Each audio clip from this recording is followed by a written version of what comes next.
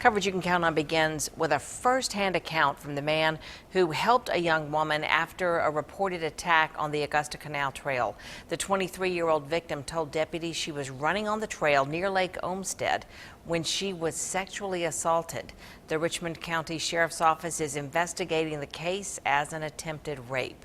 News Channel 6's Ashley Osborne talked to a witness who says he tried to track down the suspect. She joins us now live from the trail.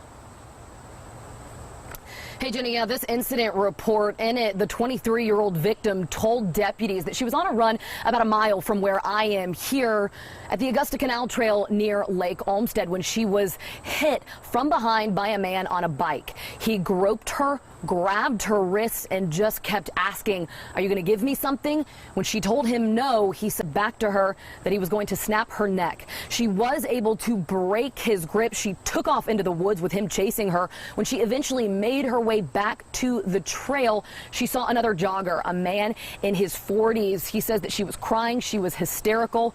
We talked to that man today. He says he's seen a lot of posts on social media blaming the victim or discrediting her story, and he wants to see that stop. When I saw the young lady, she was visibly shaken, and you could tell something had happened to her. The bushes that she came out of was at least 3 to 4 foot high, and that's a snake-infested area.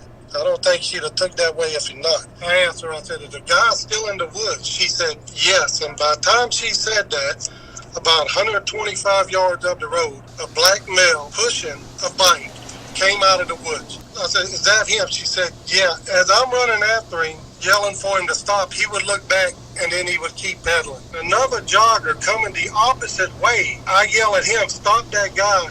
He just attacked a girl." He passed him, so I yelled at him again. He turned around and started chasing the guy. The suspect makes the bend right by the pump house. The other jogger that was in front of me that I asked to chase him lost sight of him. We think he hid in the woods is what we thought, because that guy was right behind him, so he just disappeared. I'll put it to you this way. I never got close enough to him to actually see his face. And I stayed there about an hour, and we ran around looking for where he might have ditched his bike, but we couldn't find him. The girl was so upset that you had knew something had happened to her. You know, nobody could be that good of an actress. I mean, I could tell that something had happened to her when I seen her come out the woods and she looked at me. I believe her story just for the fact that the guy came out the woods and I saw him. You know, hopefully that'll settle some of this stuff they're talking about this girl, because I do truly believe she's a victim. There was a guy and there was a bike, and he was told 5 times to stop and he never stopped.